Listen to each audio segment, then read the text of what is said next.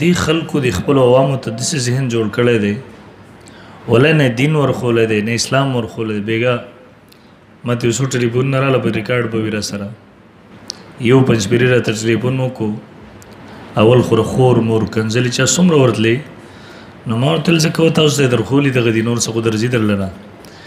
بیا شیخ الاسلام مفتی تقي عثماني صاحب یې څومره وکنځو شیخ سلیم الله خان صاحب رحمه الله یې څومره وکنځو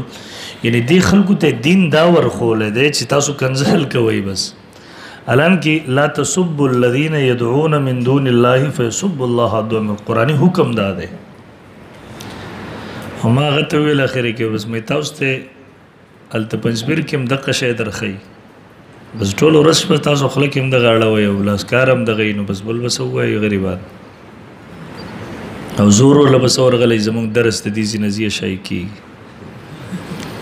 نو بس ما ته وایي چې دا به ډیلیټ کې ختم به کې نو ما ورته ویل ته لګیا اوسېږه څومره کنځل نور کولی شي انشاءالله ما ته به اجر میلاویږي دغه مشرکینو کارو او باقي